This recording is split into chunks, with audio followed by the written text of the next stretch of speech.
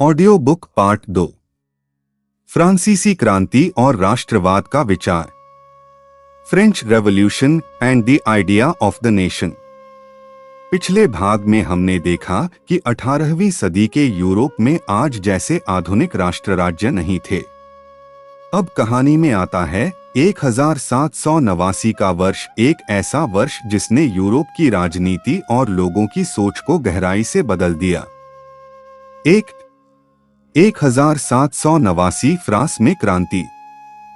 1789 में फ्रांस में क्रांति शुरू हुई। उस समय फ्रांस में निरंकुश राजतंत्र था। राजा लुई 16 के शासन में समाज कई असमानताओं से भरा था। क्रांति के दौरान एक बिल्कुल नया विचार सामने आया। राष्ट्र अब राजा की निजी संपत्ति नहीं, बल्कि नागरिकों का समुदाय है। यही विचार आगे चलकर आधुनिक राष्ट्रवाद की नींव बना। 2. राष्ट्र की नई अवधारणा। क्रांतिकारियों ने घोषणा की कि अब सत्ता का आधार केवल राजा नहीं होगा। नागरिक राष्ट्र संप्रभुता, अर्थात राष्ट्र की संप्रभुता जनता में निहित मानी जाने लगी। यह बहुत बड़ा परिवर्तन था।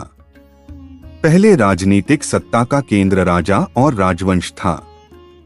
अब विचार आया, हम स्वयं एक राष्ट्र हैं और राष्ट्र की सत्ता नागरिकों से आती है। 3. सामूहिक पहचान बनाने की कोशिश। क्रांतिकारियों ने लोगों में एक समान राष्ट्रीय पहचान पैदा करने के लिए कई कदम उठाए। सबसे पहले ला पत्री पितृभूमि और ले किटोएक नागरिक जैसे विचारों को महत्व दिया गया।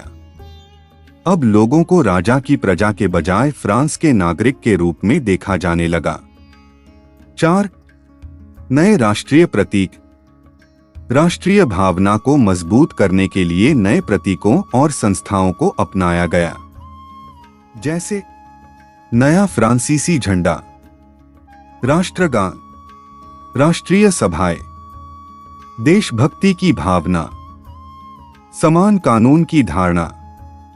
इससे लोगों को यह महसूस कराने का प्रयास हुआ कि वे एक साझा राष्ट्र के सदस्य हैं। 5. आंतरिक प्रशासन में परिवर्तन। क्रांतिकारियों ने फ्रांस के पुराने प्रशासनिक ढांचे में भी परिवर्तन किए। पुराने प्रांतों की जगह केंद्रीकृत प्रशासनिक व्यवस्था को बढ़ावा दिया गया।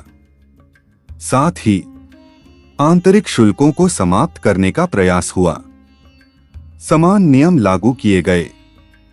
मापतौल की एकरूपता की दिशा में कदम उठाए गए। इसका उद्देश्य केवल राजनीति बदलना नहीं था, फ्रांस के अलग अलग हिस्सों को एक समान राष्ट्रीय व्यवस्था में जोड़ना भी था। 6. फ्रांसीसी क्रांति की गूंज पूरे यूरोप में। अब एक महत्वपूर्ण मोड़ आता है। फ्रांस में पैदा हुए ये विचार फ्रांस की सीमाओं तक सीमित नहीं रहे। जब फ्रांसीसी सेनाएं दूसरे यूरोपीय क्षेत्रों में पहुंची तो उनके साथ क्रांति के कुछ विचार भी फैले। लोगों को पहली बार बड़े पैमाने पर यह विचार मिला कि समान कानून, नागरिक अधिकार और राष्ट्र की संप्रभुता राजनीतिक व्यवस्था को बदल सकते हैं। लेकिन यहां एक महत्वपूर्ण बात याद रखिए, फ्रांसीसी शासन के विस्तार में स्वतंत्रता के विचार के साथ साथ सैन्य विजय और नियंत्रण भी शामिल था। यही विरोधाभास आगे चलकर यूरोप में फ्रांस के प्रति समर्थन और विरोध दोनों का कारण बना। अब पूरी कड़ी समझिए। 1789 फ्रांसीसी क्रांति। राजा केंद्रित व्यवस्था को चुनौती। नागरिक और राष्ट्र की नई अवधारणा। राष्ट्रीय प्रतीक और समान कानून। फ्रांस के भीतर एकता की कोशिश। क्रांतिकारी विचारों का यूरोप में प्रसार। अन्य यूरोपीय क्षेत्रों में भी राष्ट्रवाद की भावना मजबूत। यही हमारी पूरी चैप्टर स्टोरी की दूसरी महत्वपूर्ण सीढ़ी है। Audio recall. प्रश्न 1, फ्रांसीसी क्रांति कब शुरू हुई? उत्तर 1789 में। प्रश्न 2, क्रांति ने किस नई राजनीतिक अवधारणा को मजबूत किया? उत्तर, राष्ट्र और नागरिक की अवधारणा। प्रश्न 3, लापत्री का अर्थ क्या था? उत्तर, पितृभूमि। प्रश्न 4, ले किटोए का अर्थ क्या था? उत्तर, नागरिक।